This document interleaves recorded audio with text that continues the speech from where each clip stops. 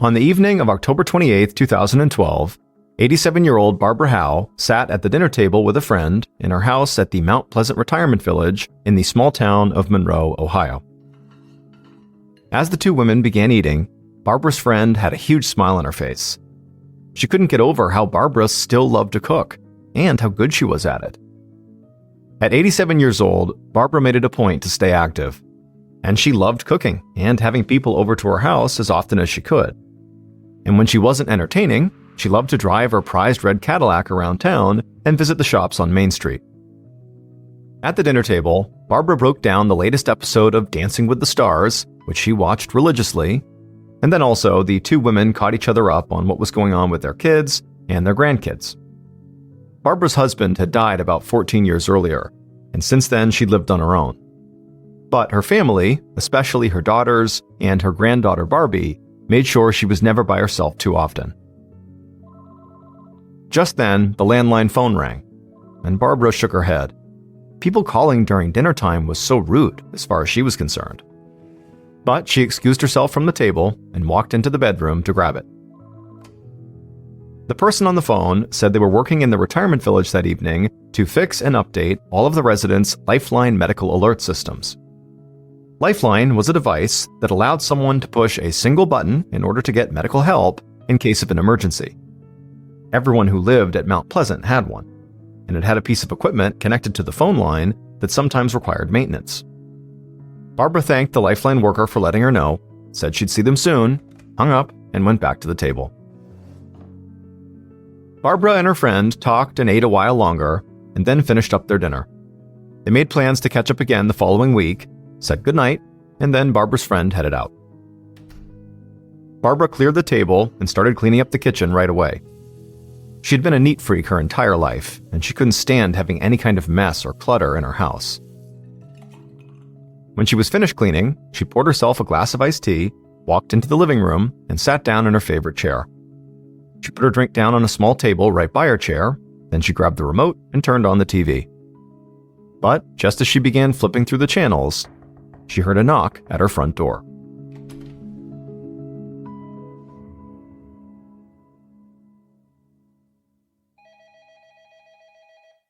Two days later, on the morning of October 30th, Detective Greg Myers of the Monroe Police Department took a call at his desk. The woman on the phone quickly introduced herself as Donna Wesselman, and Detective Myers thought she sounded very frantic. Donna said she had plans to meet up with her mother, Barbara Howe, later that day, but she'd been trying all morning and she couldn't get a hold of her. And this was not normal. Her mom always answered her cell phone, or at least called back within a few minutes. Donna said she talked to family and her mother's closest friends, and nobody had heard from Barbara in over a day. And her mom was 87 years old, so she was really worried that she might have fallen down in the house, gotten hurt, and now couldn't call for help. Detective Myers got Barbara's address and told Donna to meet him there. He would do a wellness check on her mother and make sure everything was okay.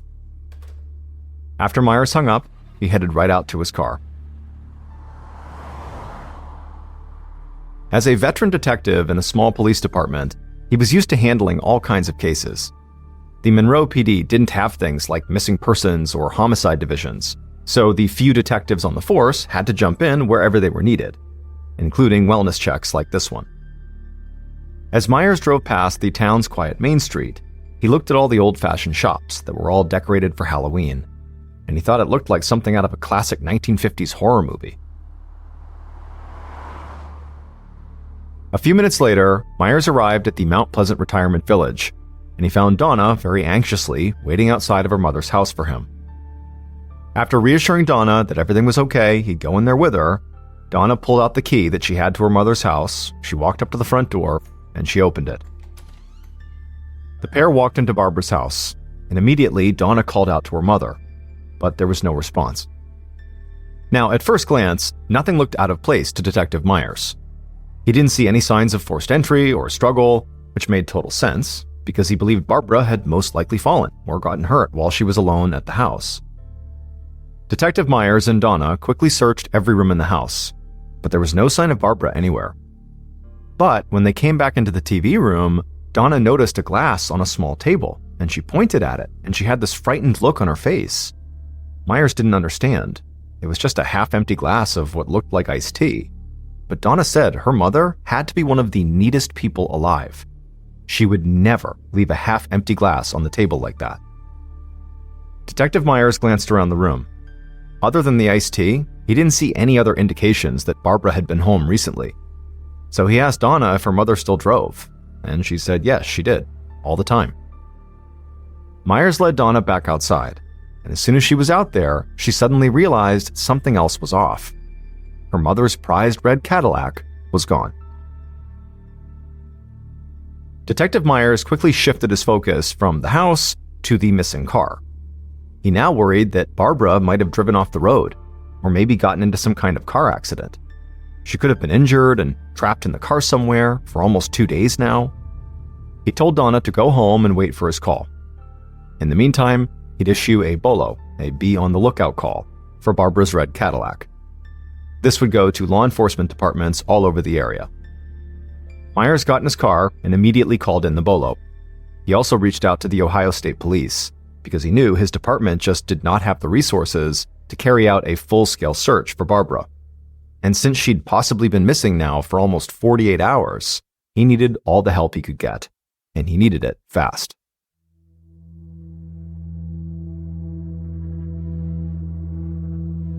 Two days later, on November 1st, Detective Myers sat at his desk, desperately hoping for some kind of lead on Barbara or her missing car. He'd stayed in regular contact with local, county, and state law enforcement agencies, all of whom were aiding in the search. But so far, nobody had found anything. He had also continued to update Barbara's daughter, Donna, about the whole situation, and he'd begun receiving regular phone calls from Barbara's granddaughter, Barbie, who was a young adult. In fact, Barbie had become kind of relentless, asking for regular updates and wanting specific details of the police search. Myers knew Barbara's family was upset and panicked, of course, and they had every right to want answers from the police. But right from the get-go, something about these calls from Barbie just seemed off to him. Still, at this point, he believed Barbara most likely had gotten into a car accident, so he didn't think too much about why her granddaughter was behaving strangely. After all, stress can make people act in all kinds of different ways. At around 1 p.m. that day, Myers' phone rang, and he finally got the news he'd been waiting for. A state police helicopter had conducted an overhead search, and they had located Barbara's red Cadillac. It was in the parking lot of an apartment complex in the town next to Monroe. Detective Myers contacted the local police from that town, and then rushed out to his car and drove over to that apartment complex. When Myers arrived, he saw local police officers already on site, waiting for him. And he also saw a man wearing a dark suit getting out of what was clearly an unmarked police car. Myers stepped outside, and the man in the suit came over to him. The man introduced himself as Agent Brian White of the Ohio Bureau of Criminal Investigation, and he said he was there to help. Detective Myers had been holding out hope that even if Barbara was hurt, he would still find her safe and relatively unharmed. But as he and Agent White walked towards the red car, they feared that that was not the situation. Because as soon as they got near the car, they could smell something. It was the smell of bleach. And Myers knew that, almost always, bleach was an indication that somebody had tried to cover up a crime. And as they got closer to the car, they saw the trunk was not completely closed, and clearly the bleach smell was coming out of there. And then, once the two officers were standing right behind the trunk, sort of wincing from the bleach smell, they looked down and saw very clearly there were long strands of human hair sticking out of the trunk.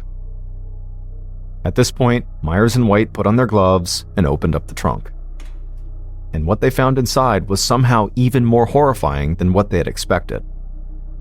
They had already expected the worst. There was a deceased woman laying in the trunk, and they immediately identified her as Barbara Howe. Barbara was almost completely naked, chunks of her hair had been cut off, and there was a strange gray dust covering her body. And her head barely remained attached to her neck.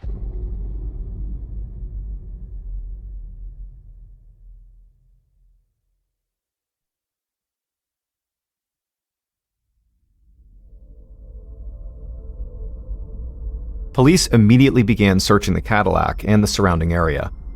But the state forensics team needed more space, and they wanted to get the car and Barbara's body into a more controlled environment. None of these small-town police departments in the area had facilities to house a car for a full forensic search. So the local fire department cleared out space at their station and let the police move the car there. Once the forensics team had the time and space to really get to work, they told Myers and White that the killer had most likely poured bleach all over Barbara's body after she was dead. But the killer had not bleached the trunk or the car.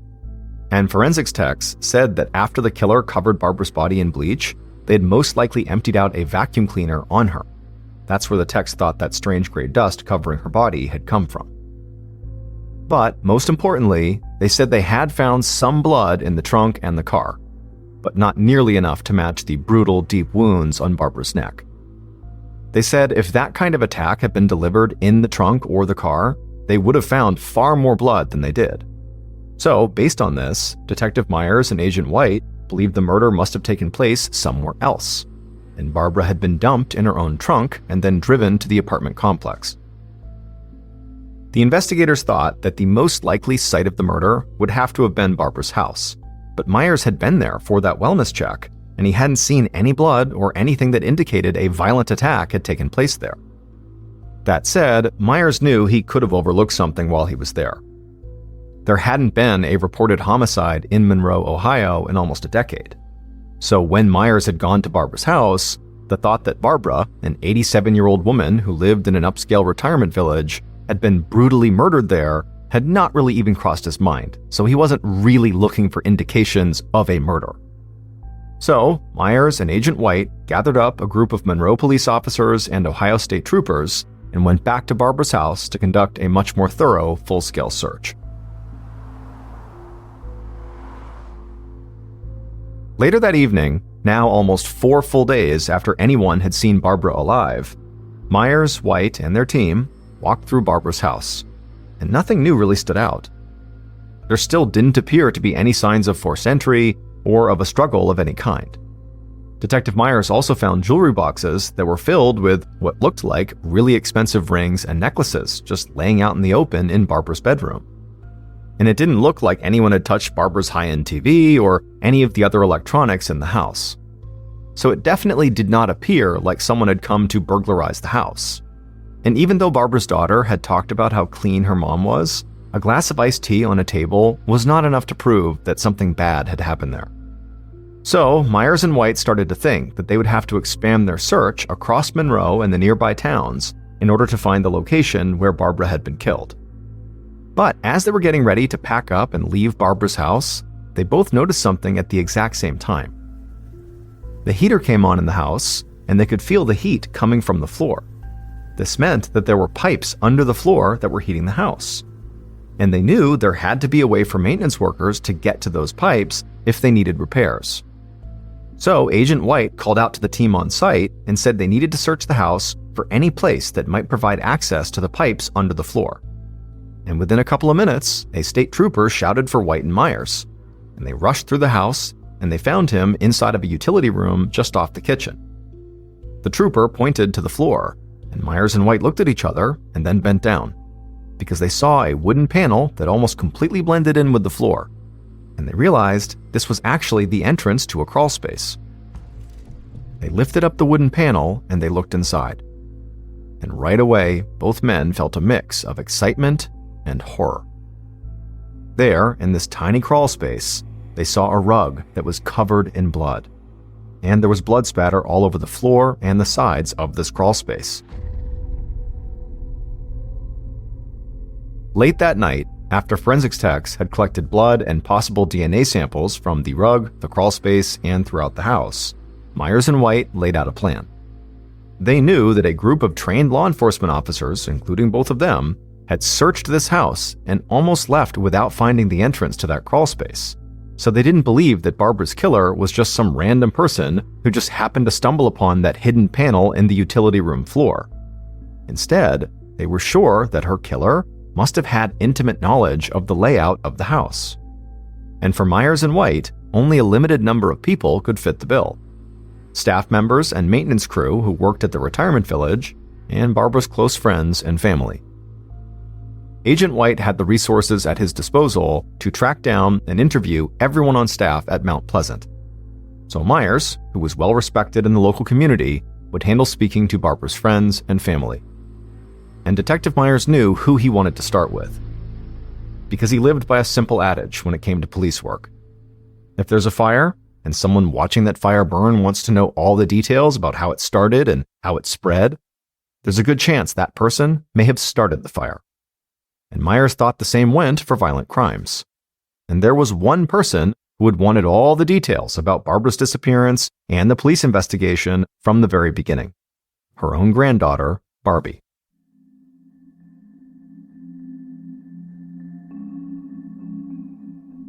In the days following the discovery of that crawlspace, Detective Myers and his team dug deeper into Barbara's life and her relationship with her granddaughter. And what they found did not really surprise them. Barbara was loved by pretty much everyone who knew her. She was smart, funny, and always looked out for other people. But hearing things like this was pretty common for police when talking to people who had just lost their loved one. But Myers got the sense that Barbara really was this kind person who had tried to take care of other people for most of her life. However, there was something else that Myers kept hearing about Barbara. She and her late husband had apparently always been great with money. So, over the years, Barbara had become extremely wealthy.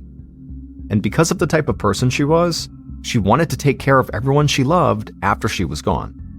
Which meant her kids stood to inherit sizable portions of her wealth once she passed away. And also, so did her granddaughter, Barbie. And so, armed with this information, Detective Myers brought Barbie in for an interview at the police station. Barbie sat down across from Myers at his desk, and she proved to be as talkative as she'd been every time she'd called him about the investigation.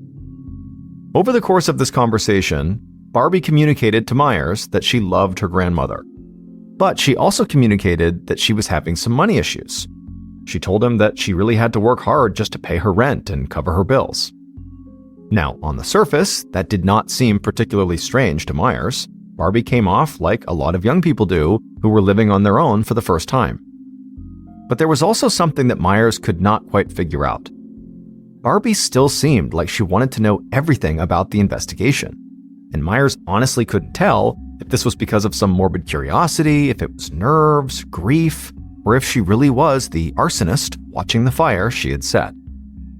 So, eventually, he told Barbie that the best way she could help the investigation would be to provide a DNA sample. And Barbie said yes, of course. And so Myers had an officer swab her cheek to get the sample, and then after that, he let her go. Part of Myers didn't want to believe that someone could do something so horrific to their own grandmother. After all, Barbara hadn't just been killed, she'd been brutalized. But regardless of what he wanted to believe, and even though Barbie had cooperated, Myers still had to consider her a major suspect at this point. She had tried to inject herself into the police investigation, she had a clear financial motive, and she was young and physically capable enough to have easily overpowered her grandmother. While Detective Myers continued to focus on Barbara's friends and family, Agent White and state police methodically interviewed staff members and the maintenance crew from the Mount Pleasant retirement village. And they also tried to collect voluntary DNA samples from as many employees as they could. But the investigation took time. There were so many people to interview just at Mount Pleasant alone that it became clear this case would not be solved overnight.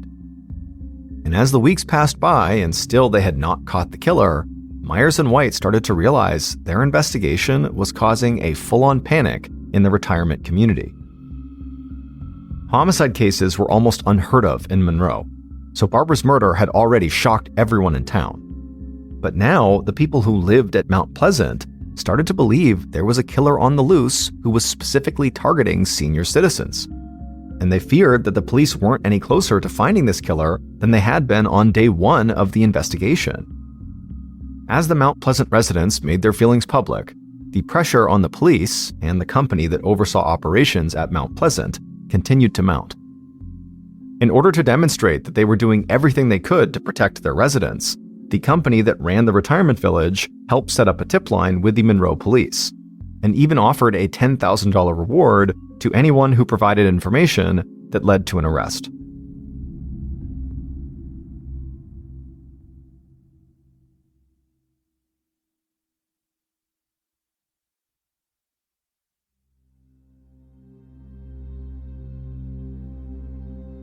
On December 7, 2012, so almost a month and a half after Barbara's murder, an officer ran into Myers' office with an excited look on his face. The officer told him there was someone on the tip line, and this guy had a bizarre story that Myers needed to hear right now. And so Myers picked up the tip line, and he heard the sound of a man who had a strong Kentucky accent. The man told Myers that he had no idea if his story would actually help the police, but something had happened over a month ago that he just couldn't shake. The man said that he lived in a small Kentucky town about 150 miles away from Monroe. And not long after Barbara Howe's murder, his brother, a man named Danny French, had come to see him. And Danny had acted really strange, almost like he was saying goodbye for the last time. Now, this conversation with his brother had been disturbing enough on its own, but it was not why this man had called the tip line. The reason he had called the tip line was there was something else about his brother that was off when he had come to say this goodbye. The man said his brother had been wearing a Mount Pleasant Retirement Village sweatshirt. Detective Myers asked the man where his brother was, because he wanted to speak to Danny right away.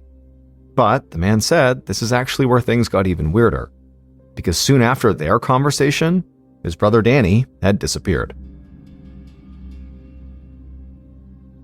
Immediately following this call, Myers met with Agent White, and they reached out to local police in the Kentucky town where the caller lived.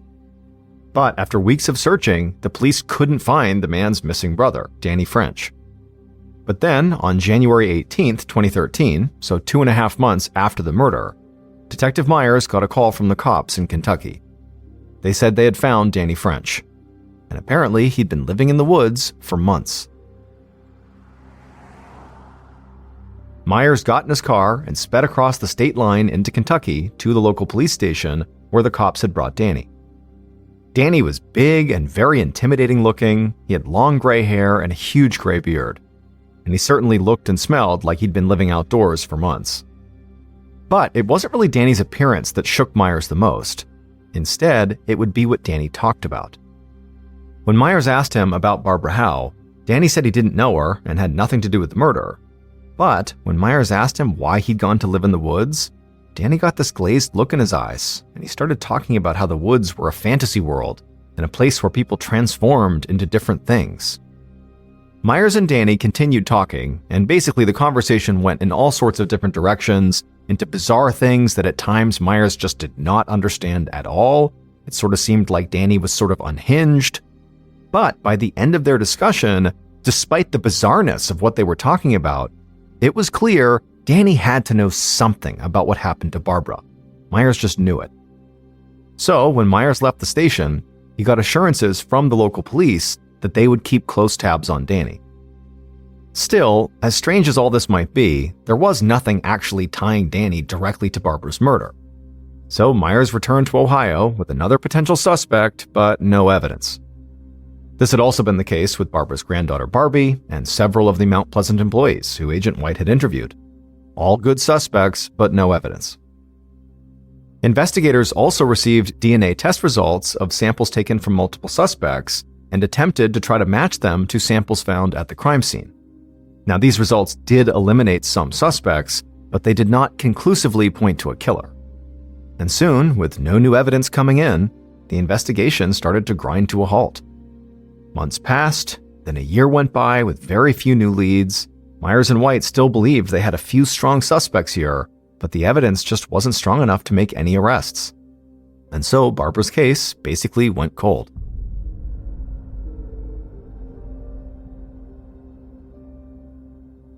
Fast forward to October of 2014, 2 years after Barbara's murder. Detective Myers sat in his office at the Monroe police station working on a different case. Now, he'd not given up on finding Barbara's killer, and both he and Agent White had continued to follow any potential leads. But Myers still worked for a small department, and so other cases did need his attention. Just then, Myers heard someone yelling his name, and then he looked up to see an officer rushing into the office with a grin on his face, and he handed Myers a piece of paper. Myers looked at the paper and saw a bunch of dates, times, and some handwritten notes, and then he asked the officer, what is this? Why are you so excited about this? And the officer said a lead in the Barbara Howe case that Myers had asked him to pursue had paid off. And this sheet of paper was a copy of the schedule that Barbara's cleaning woman had kept. Myers looked down at the schedule, and now that he knew what it was, his eyes suddenly went wide. He told the officer to find this cleaning woman and bring her in right away. He would have to ask her some questions, but Myers was now positive that this schedule finally made it clear who killed Barbara.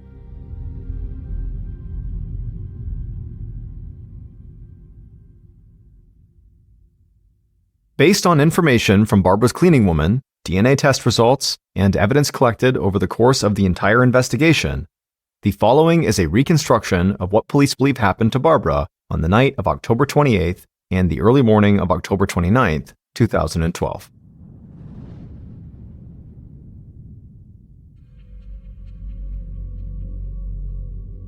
The killer sat inside of their parked car, staring out at the homes that lined the quiet streets of the Mount Pleasant retirement village.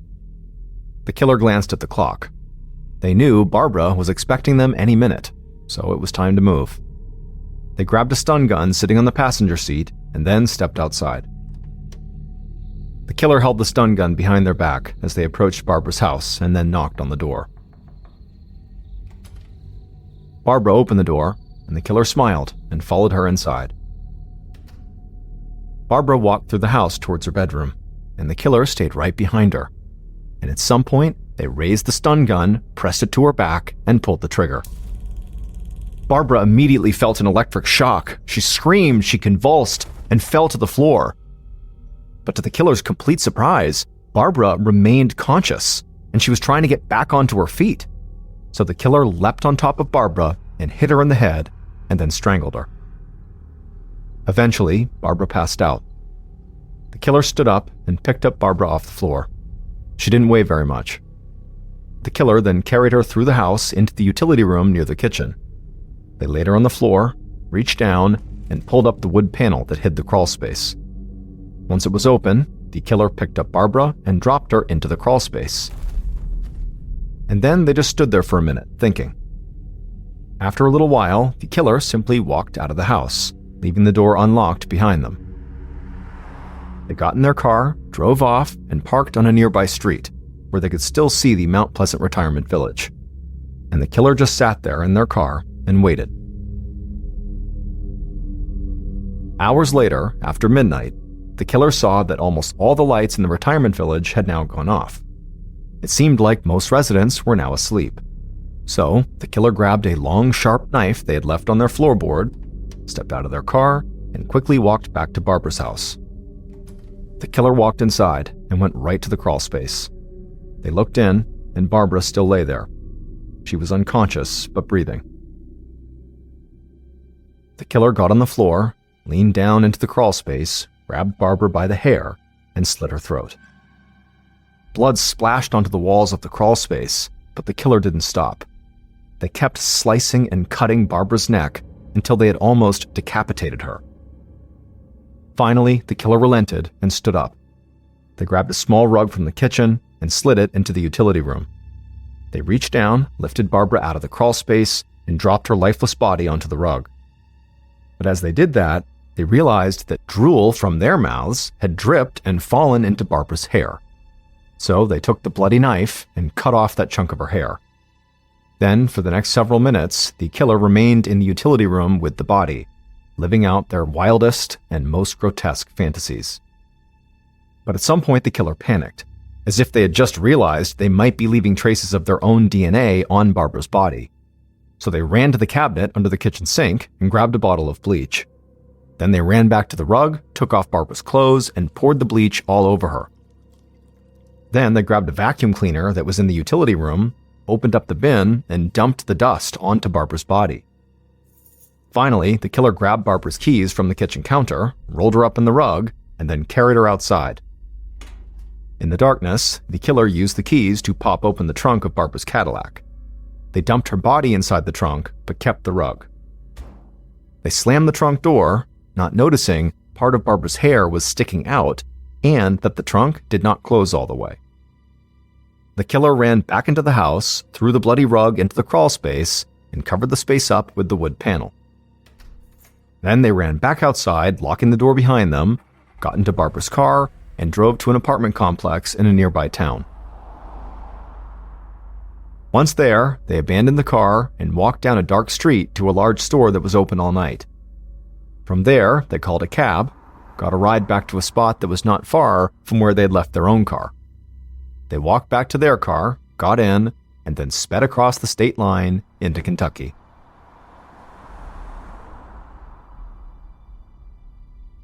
Danny French, the huge guy with the big gray beard who lived in the woods at one point and had that totally bizarre conversation with Detective Myers, murdered Barbara Howe.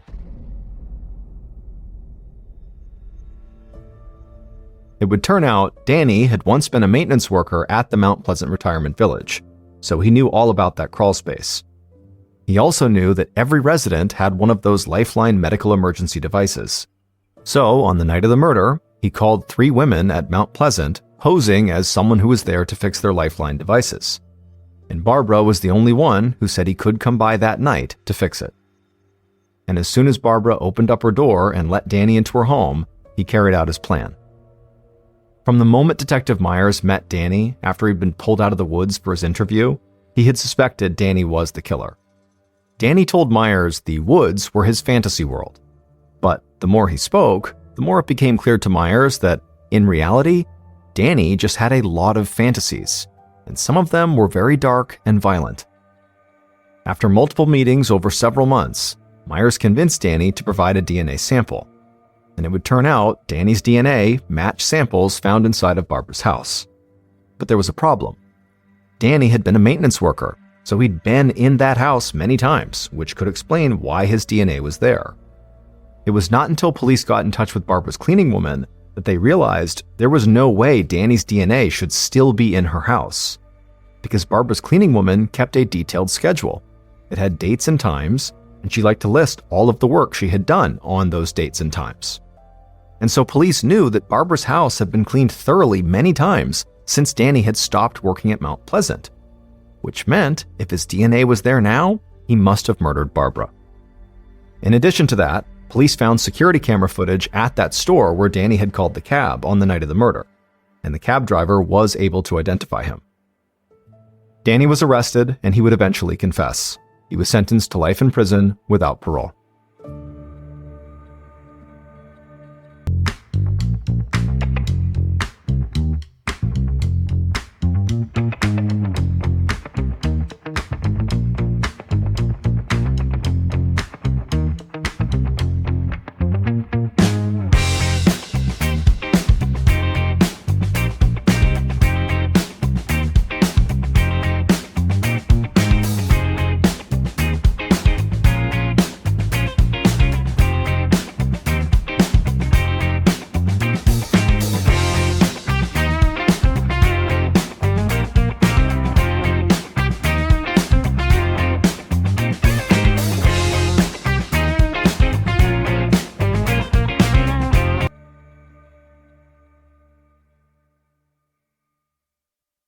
A quick note about our stories: they are all based on true events, but we sometimes use pseudonyms to protect the people involved, and some details are fictionalized for dramatic purposes.